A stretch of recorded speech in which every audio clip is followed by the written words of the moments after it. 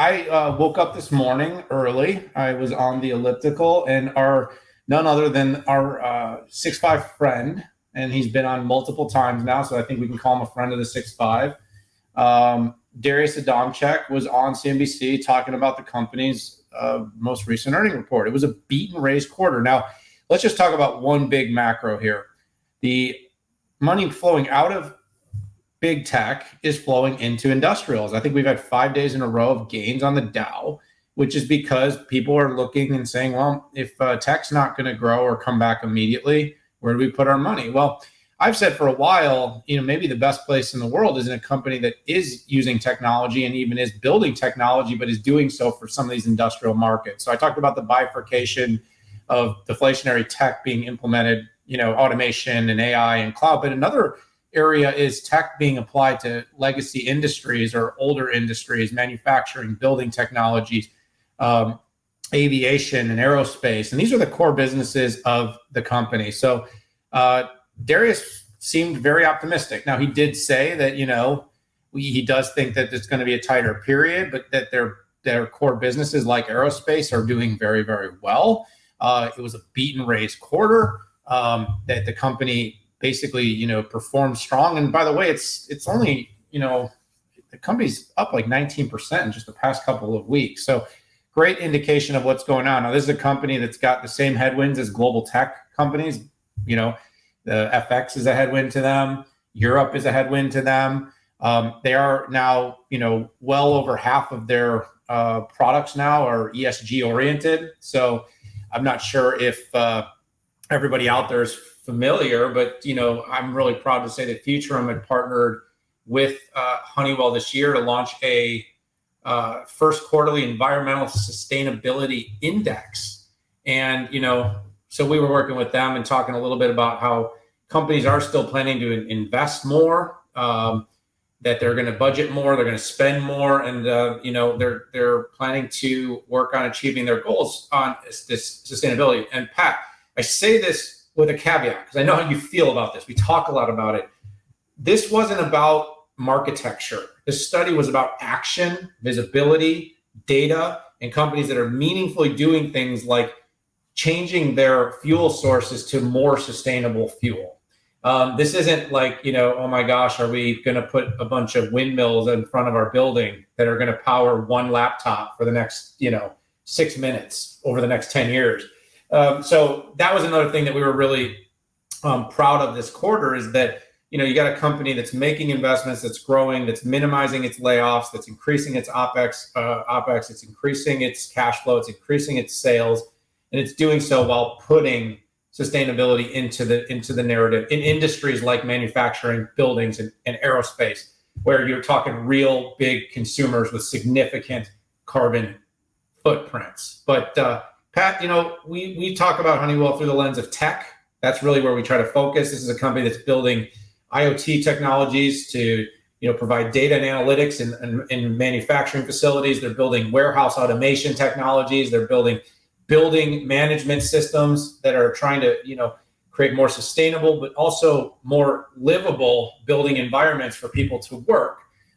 This is what Honeywell does. And this is why I think we keep coming back to the company, because, right now in an era where traditional, exciting, breakthrough, innovative tech companies are struggling, companies like Honeywell that are in these big and traditional industries are actually performing quite well. So, congratulations to them. I think you're heading off to their big Honeywell Connected Enterprise event next week.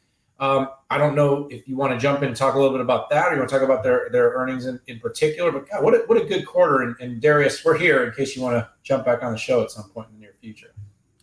Yeah, Darius is a friend of the 6'5", and we always appreciate talking with him.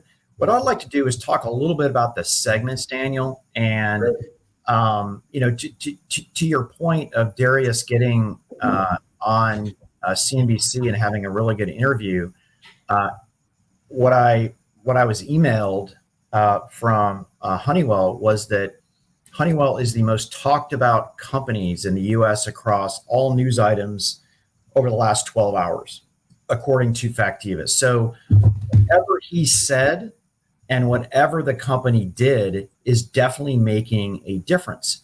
And I do believe, again, we don't give investment advice here, but I do think if you look at the names of the companies that had great quarters, they're not these trillion-dollar companies. They are these smaller companies that some people have characterized as companies of the past. And I think that is changing. If you look at the segment results from Honeywell, aerospace up double digits, right? It's all about commercial aviation. And this is even during a time of supply chain challenges. Oh, and their profitability was up 40 basis points. Building technologies up 19%. Okay, that's all about running your, using HCE, running the building from your smartphone. Performance materials and technologies, right? I sometimes criticize companies who greenwash. Honeywell is a company that actually makes technologies that are less pollutant, that use less energy. And some of their biggest customers in energy and in aerospace and in manufacturing are some of the biggest users of energy and chemicals. That business unit was up 14%. Safety and productivity off 4%, unfortunately, but profitability was up 250 basis points. And this was due to some declines. The revenue was off due to warehouse and workflow design. So if you go into the biggest distribution centers on the planet and you see packages going on conveyor belts, that is Honeywell technology. I do want to end on this event that I'm going to next week, and I recommend that all of you tune in. Some things that I think we gleaned from earnings was that HCE, which is their SaaS and digital transformation platform, we finally see it go across all the main segments that it's targeting, and whether it's warehouses, site management, factories, like I talked about before, complete supply chains. Forge SaaS goes across every single one of these. From a financial standpoint, HCE is driving a 30% CAGR year over year, and I'm hoping to hear a little bit more details at this event.